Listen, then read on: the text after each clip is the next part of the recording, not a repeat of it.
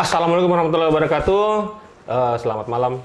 Hadap-hadapan kita dengan legenda mini sebenarnya juga ya.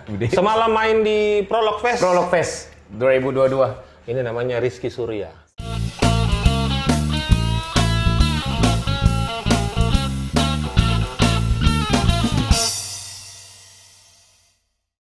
Siap. Iya.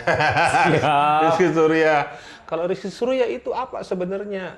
Kenapa dinamakan Rizky Surya sama orang tua? Oke. Aduh, kenapa dinamakan sama orang tua? Agak dark jokes ya. Karena kedua orang tua saya sudah berpulang, tapi dengan harapan orang tua Rizky itu ada rezeki. Ya, Surya di pagi adalah, hari. Iya, di pagi hari. Iya, Dan nama jadi keluarga lestari. cari kebeng rezeki itu pagi-pagi toh, bangun pagi. Nah, tadi sempat dia juga sempat video sudah tengah malam tapi tetap produktif. Betul sekali. Tapi itu juga anak-anak Grab juga ojek online kan malam-malam juga cari rezeki. Iya. Jadi rezeki di mana-mana sebenarnya. Nah, Rizky, Kiki, kalau kita panggilnya teman-temannya dia panggil dia Bobong. Iya, dia masih. Iya kan? Bobong tuh? Bobong itu hanya orang-orang tertentu yang tertentu. Jadi saya Keluarga. termasuk orang tertentu. Betul dekat. sekali. Anda kenal saya masih kecil sekali. Saya dulu kenalan sama ibunya. Betul sekali. Ya.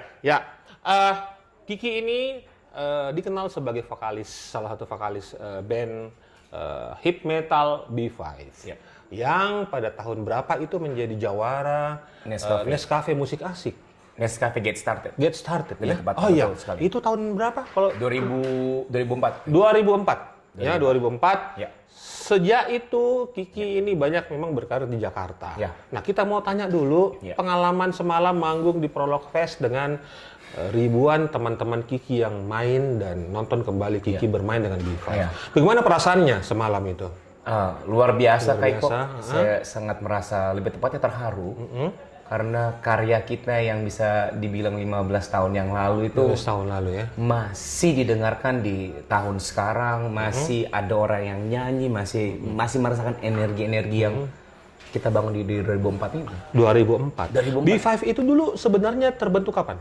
B5 tahun berapa? Saya itu generasi kedua. Jadi Generasi sebelumnya kedua. itu kan mereka Ya. cuma berlima. Iya. Masih bawa lagu-lagu yang bukan new metal zamannya.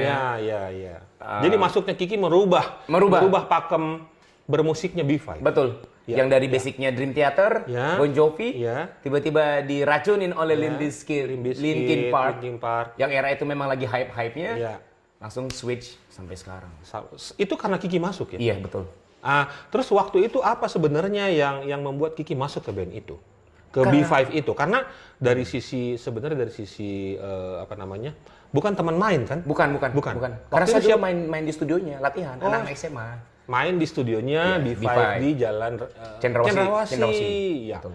Waktu itu apa yang mendorong Kiki atau temannya kah yang ajak masuk ke B5 itu untuk apa waktu itu yang terjadi sebenarnya? Titik baliknya, waktu itu B5 kalau masih ingat, Kak Iko juga masih ingat, penonton yang lain itu ada zaman-zaman festival, terus udah mulai banyak bintang tamu, Class Smile, sering Monumen Mandala. Iya, Monumen Mandala, ya. Tiba-tiba waktu itu Linkin Park lagi naik-naiknya kan, lagi naik dan dia butuhin additional. Ya. Untuk Waktu itu jadi additional untuk B5. Betul. Untuk bawain Indien. Tidak mungkin Agus sendiri dong. Indien, ya. Dan Agus terkenal dengan suaranya yang melengking, teriak gitu ya. betul. Agus luar biasa sekali. Sayang sekali Agus sudah ke Jakarta tadi pagi. Betul sekali.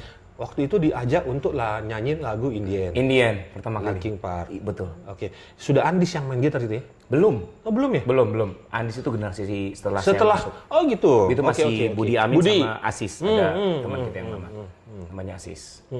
Dan kejadianlah main bareng dengan B5 waktu itu. Oke. Bagaimana? Apakah waktu itu Kiki biasa aja ternyata main dengan band B5 ya? Waduh.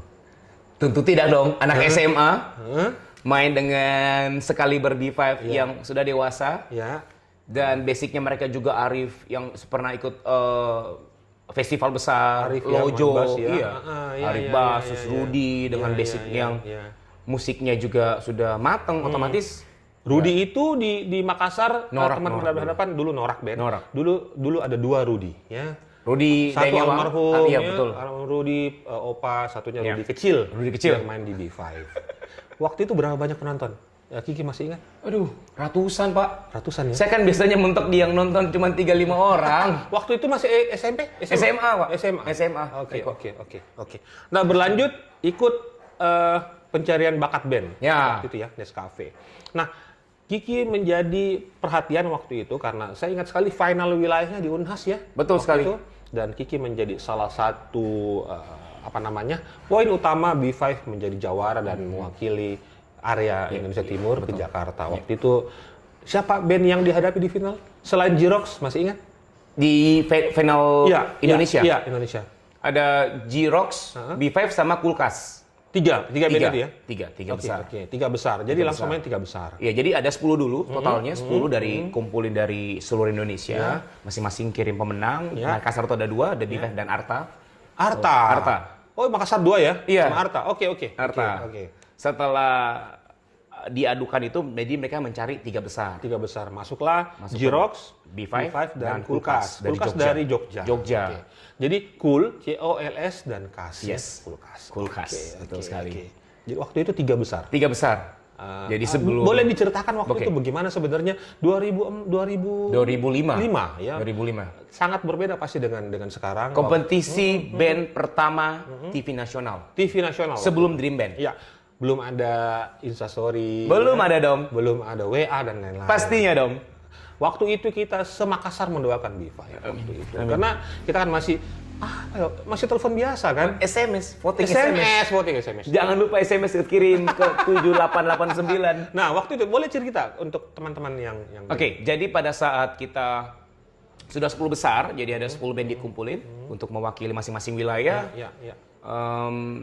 Terus terang itu menjadi titik luar biasa buat saya pribadi dan teman-teman juga karena kita tuh sebenarnya tidak menyangka kan di titik itu Kak Iko. Iya. Tidak menyangka.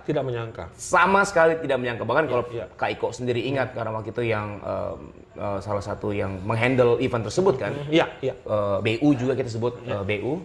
BU juga merasa sedikit punya keterharuan. Kita itu bisa lolos di 3 besar. Karena sebelum menuju grand final, kita tuh diadu dengan cara tur 10 kota. 10 kota. Kan biasanya kan kalau kompetisi udah gini-gini, minggu depannya baru tur ya. Ini tur dulu. Kita tur dulu. Ya. Tur dulu. Jadi selama tur itu kita tuh dinilai.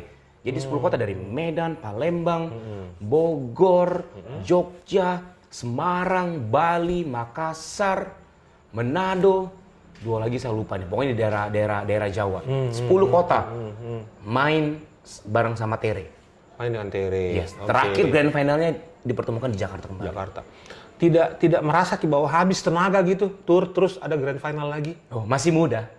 Semangat mudanya sangat luar biasa. Dan finalnya hanya tanda kutip kalah dari J-Rocks. Yes. Waktu itu. Betul. Apakah B5 waktu itu tidak menganggap Kulkas sebagai saingan atau terus memang J-Rocks yang diunggulkan atau bagaimana? Karena kita sudah terbentuk di dalam perjalanan kan tiap hari Kak Iko. Iya. Kita busnya bareng-bareng loh. Iya. Busnya itu cuman bus besar. Iya.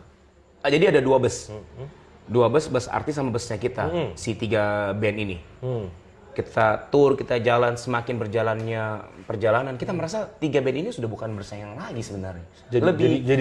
Jadi apa namanya? Jadi kayak saudara gitu ya. Saudara tiap hari ketemu loh. Dari Medan ke Manado. Medan Manado. Berapa lama itu turnya yang 10 2 bulan. 2 bulan. Oke. 2 bulan. 2 bulan bareng-bareng pada akhirnya kita mau grand final. Semangat kompetisi tetap ada, tapi kita ngerasa udah kayak ya udah kita udah tiap hari lakuin ini. Tidak ada sikut-sikutan gitu sama. Enggak ada sama sekali. Dan sampai sekarang masih sangat berteman baik dengan tiga-tiganya. Tiga-tiganya. Nah, Kulkas sekarang kemana band itu? Kulkas itu adalah salah satu band yang sudah hilang dari peredaran. Ya. Mereka sudah punya kerjaan masing-masing menghadapi realitas sebagai ternyata musik tidak punya masa depan kata dia pada saat itu dan pada akhirnya ya musik akan menjadi kenangan dia yang lalu karena saya ketemu Benny vokalisnya sudah kerja kantoran, terus beberapa drummernya dia juga sudah jadi agensi untuk periklanan, krunya juga udah anak-anak Kulkas sama sekali total sudah tidak berlanjut seperti kita. Nah setelah itu B5 menjadi nomor 2 ya, setelah J-Rocks. Betul. Setelah itu bisa dikatakan B5 itu menukik ya turun ya. Setelah itu kan masih sempat beberapa kali show dan lain-lain. Kiki kapan hijrah ke Jakarta? Atau tinggal di sana gini waktu itu di? Belum. Balik dulu Makassar. Sempat balik Jakarta, Makassar. Terus kita coba dengan peruntungan di Makassar. Sebenarnya sih ini. Tapi kan itu ada kontrak ya? Iya, ada kontrak di Aquarius. Iya. Kita ngerasa bahwa itulah Kaiko. Saya tidak mendiskreditkan untuk teman-teman Makassar, tapi terkadang mohon maaf sama sekali. Terkadang sifat-sifat kita itu masih terlalu keras. Kita tuh Makassar masih sirina pace itu disalahgunakan. Gengsi, dia lebih ke gengsi. Iya, kita tuh jujur malas cari job keluar, malas bergaul ke sana. Mungkin jaringan tidak dibuka. Iya, karena ketika tingkat kepedeannya masih kurang malu, terus ngerasa kita harusnya sebagai salah satu artisnya Aquarius harus diperhatikan, talentnya kok anak ini lebih diperhatikan dibanding kita. Kita tidak mau membuka komunikasi, kita merasa kayak ini akhirnya udah kita pulang ke Makassar. Pulang ke Makassar. Ya. Pulang ke Makassar dengan harapan ya udah kita coba bermusik, main di event segala macam. Event ya. Masih berlangsung beberapa tahun ya? Masih kayak kok. Setelah tahun berapa Kiki memutuskan totally ke ibu kota? Nah, itu setelah Nescafe ada satu kompetisi lagi kalau masih ingat di Global TV. Sponsor salah satu rokok, waktu itu dia baru rilis, dia bikin kompetisi lagi, cari band waktu itu featuring Edane, itu single terakhirnya, kita coba ikut lagi dan mewakili lagi, saya lagi mewakili lagi, main di Global TV, mereka pada senang, mereka pada suka ada atmo baru, tapi cuman kayak stuck, udah. Selesai waktu itu? Selesai. Tidak ada berkelanjutan, tidak ada timbal balik. Tahun berapa itu? Tepatnya 2007. Oke. Nah, setelah itu Kiki memang sudah menetap Jakarta? Ya, setelah itu. Karena saya pun ngerasa bahwa di titik jenuh. Titik jenuh ya? Ada beberapa teman-teman yang... Jenuhnya lebih ke personal. Personal? Bukan dengan band? Lebih personal sama anak B5. Anak B5? Karena lebih ngerasa kayak Andis keluar, terus siapa lagi keluar? Rudy keluar, dan udah ngebentuk bangunnya susah, terus masuk orang baru. Orang baru susah, ngebonding kembali. Betul, terus saya bilang, jadi saya stop bermusik. Ya, stop bermusik di waktu itu. Stop bermusik kayak kok. Stop bermusik sama sekali waktu itu. Sama sekali. Sama sekali. Pada akhirnya itu saya ikut lagi kompetisi Extravaganza. Extravaganza. Trans TV. Untuk mencari generasi baru, pengganti Tora Sudiro. Pengganti zaman-zamannya Extravaganza pertama pokoknya. Ini ya artinya main Indra Birowo, sketsa, komedi-komedi. Komedi, bayangkan dari pemusik. Ikut audisi Extravaganza. Dan lolos kan? Mewakili Makassar lagi. Mewakili Makassar. Ada 4 orang. Saya, terus ada Ilo, anak Prambors. Ya, Ilo Prambors. Terus ada Amo juga. Amo itu dia lebih ke anak teater Makassar sama Indah. Indah tuh security Telkomsel. Security Telkomsel perempuan. Yoi. Personanya luar biasa. Saya sudah tidak mencatat momen itu lagi. Akhirnya ke situ. Ke situ, Pak. Apakah itu betul-betul mengubur mimpinya Kiki untuk menjadi musisi? Pada saat itu. Bener-bener hilang ya? Hilang. Karena dunia baru dan saya juga tidak ada basic. Kalau B5 memang ternyata waktu itu hancur lebur, siapa penyebabnya? B5 hancur lebur. Ya, Andis kah?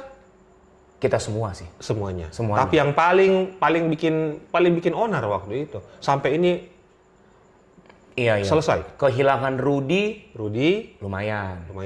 Oke. Iya, terakhir Budi. Andis dulu. Baru Budi. Setelah Andis dan Budi keluar sudah selesai. Sudah. Arif tidak berusaha menahan atau? Arif zaman itu lebih terkesan cuek. Arif itu yes man sebenarnya. Iya betul. Tapi sekarang dia lebih dewasa loh. Saya salut sama dia. Saya tidak menyangka dia sangat menjadi orang tua yang sangat luar biasa loh. Betul, kalau Kak Iko kenal karakternya Arif kan cuek. Saya kemarin ketemu juga sama Arif dan dia lebih lebih humble. Lebih betul. Orangnya dulu temperamen, Pak. Iya, betul. Mukanya kan sangar ya. Betul sekali. Padahal hatinya itu baik sebenarnya. Gitu. Cuma karena dia susah mendeliver, dia susah ngomong, Pak. Jadi terjawab untuk teman-teman hadap-hadapan yang mengakibatkan menyebabkan B5 hancur adalah keluarnya Rudy, Budi dan Andis. Jadi ketiga orang ini, ya begitu memang band gitu kan. Akhirnya Kiki melompat ke seni ke sebelah dan menjadi aktor TV. Namanya begitu. Bisa menjadi seorang seniman tapi tidak bergerak di bidang musik, tapi masih tetap berhubungan dengan seni. Waktu itu di Jakarta tidak ada tawaran untuk menjadi musisi kembali atau ada ajakan kah? Setelah dari Extravaganza, saya lolos lagi mewakili Makassar, mewakili Makassar. Terus dari itu lolos lagi di babak selanjutnya, yang lain sudah tereliminasi. Tiga-tiganya ya keluar ya? Tiga-tiganya keluar. Tinggal saya sama Amo, tinggal berdua ini orang Makassar. Tinggal berdua. Kita dikontrak sama Trans TV, mainlah Extravaganza generasi kedua. Extravaganza generasi kedua. Betul. Dan saya hanya dikontrak 3 bulan. Oh, 3 bulan. Itu berapa episode? 3 bulan? 3 bulan seminggu. Syuting 2 episode. 2 episode seminggu. Artinya 2 kali 8 lumayan juga. 24 episode ya. Betul. 24 episode. Bayarannya bagaimana? Tentu tidak bagus. Siapa saya meminta bayaran pada saat itu? Bagaimana rasanya dapat duit dari menjadi aktor panggung seperti itu dengan dapat duit sedikit tapi ngeband? Dapat duit kan pasti nih kalau musik kan pasti lebih sedikit. Betul, Anda paham sekali. Apa bedanya dan Kiki pilih yang mana sebetulnya kalau itu bisa menjadi hidupnya sampai sekarang, milih yang mana? Jadi aktor TV, main di beberapa episode itu atau jadi musisi tulen? Aduh, beratnya pertanyaan ini. Kesian. Di satu sisi kita tidak bisa menutupi realita bahwa kita butuh uang, materi, apalagi di Jakarta. Betul sekali. Tapi di satu sisi kita realita bahwa di saat itu betul-betul untuk mendewasakan diri. Bahwa yang harus terjadilah. Oh, artinya TV. Betul. Jawabannya karena memang inilah kenyataan yang harus dihadapin. Tuntutan hidup. Gitu. Setelah itu saya sempat 10 tahunan tidak pernah berkabar. Tiba-tiba suatu hari di Hard Rock Cafe, saya lagi meeting dan teman-teman label, saya tahu ini suara yang nyanyi. Saya balik belakang, Kiki yang nyanyi. Ya waktu itu. Betul, Pak. Dan Kiki kan belum lihat saya. Belum. Oh ini Kiki. Saya kasih bilang teman-teman ini anak Makassar yang nyanyi. Nah setelah itu saya kembali tahu bahwa Kiki kembali bermusik walaupun menjadi band cafe. Sampai di mana bermain bandnya? Atau gonta-ganti band? Saya terakhir cafe itu karena main di seluruh outlet Hard Rock Cafe di Asia. Outlet Hard Rock Cafe di Asia. Salah satu anak Makassar yang diterima di Hard Rock Cafe se-Asia. Hanya Kiki? Ya. Hanya Kiki. Oke. Selain Siluet pastinya ya. Siluet ya. Itu orang betul-betul plek Makassar yang bisa main sampai ke Korea. Wow. Siluet band. Legend, Pak. Iya, legend. Oke. Nah, pengalaman paling menyenangkan selama bermain di Hard Rock Asia di mana? Kota mana? Di Indonesia, Bali. Kalau di luar? Di luar negeri. Kuala Lumpur. Kuala Lumpur sama Makau. Bayarannya lebih dolar. Oke. Di Makau lihat orang boter. Tiap hari orang kita main sampingnya tempat kasino. Aduh, begitulah. Kabarnya ini menjadi banyak orang mengamini kalau kita main reguler ke kafe-kafe rusak itu suara gitu. Rusak kita tak bermusik. Betul itu? Saya mengalami tidak. Justru sebenarnya yang membuat rusak adalah mereka hanya berada di circle-nya. Mereka masih malas untuk mendengarkan kalau zaman sekarang mereka jelas mengenalkan Spotify, mereka malas baca referensi, mereka hanya fokus ke apa yang request tamu, apa yang menjadi hits terbaru. Kalau zaman dulu memang susah kalau band reguler kan tidurnya juga pagi. Iya. Tapi mungkin Kaiko karena basicnya kita Hard Rock Cafe dan punya manajemen, IP manajemen itu salah satu IP manajemen yang menghandle Indonesian Idol Season 1-2, terus based on MRA.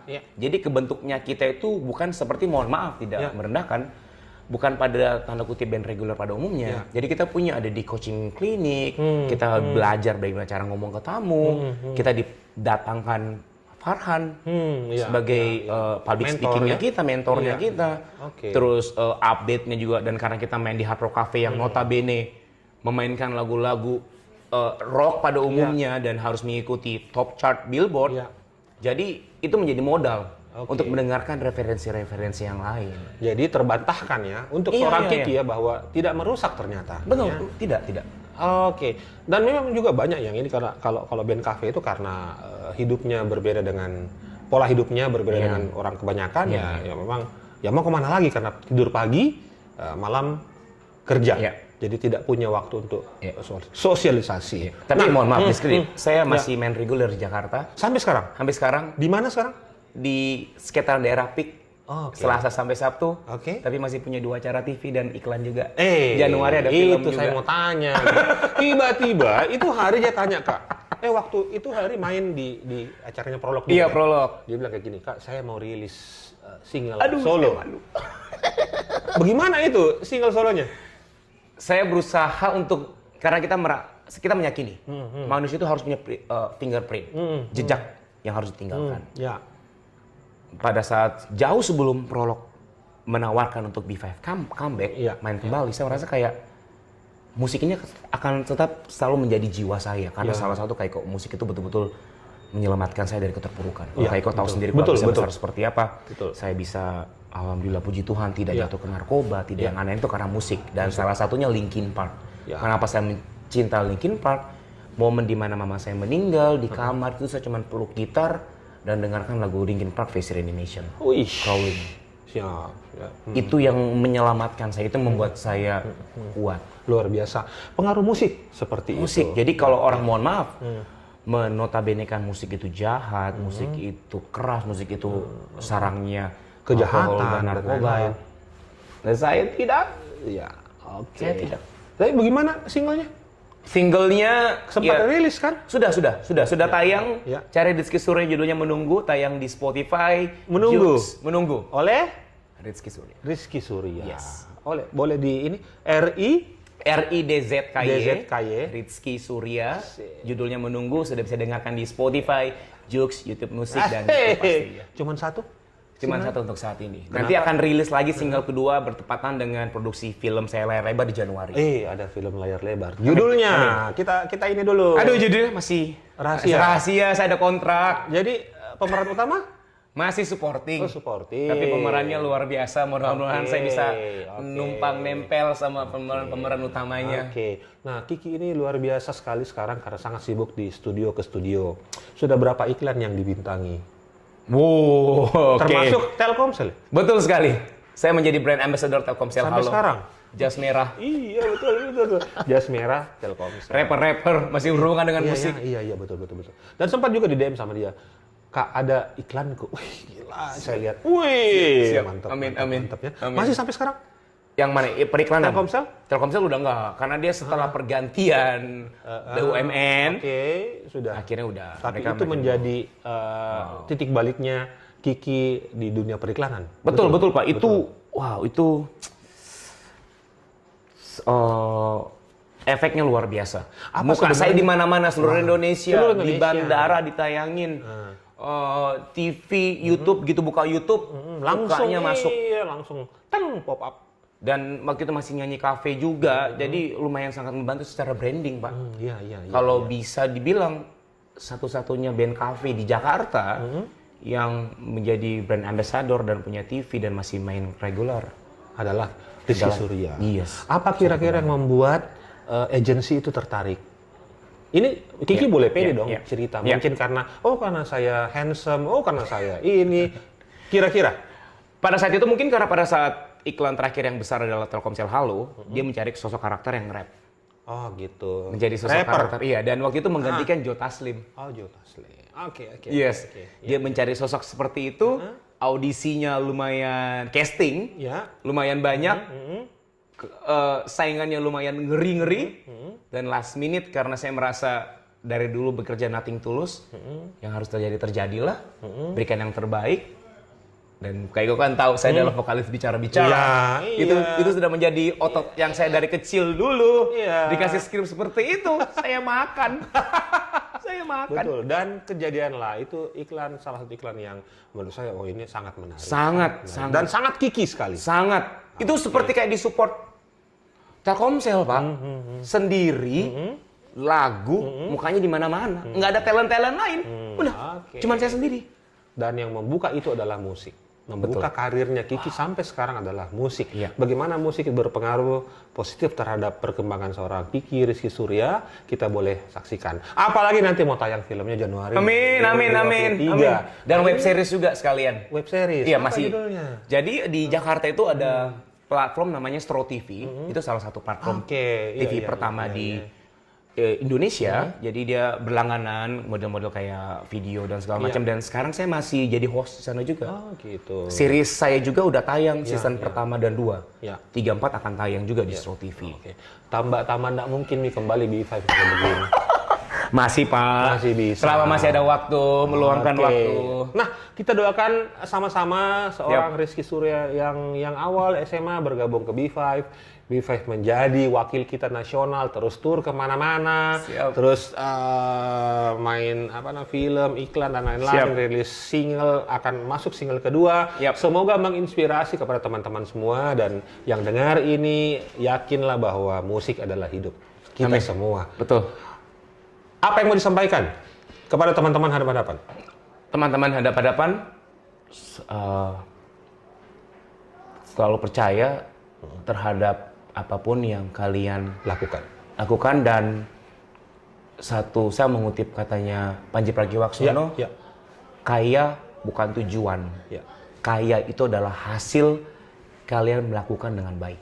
Jadi kalau saat kalian apapun itu bermusik, host, MC, kecintaan kalian jangan kejar kayanya, tapi kejar adalah kalian melakukannya dengan baik dan kalian otomatis akan mendapat kekayaan itu.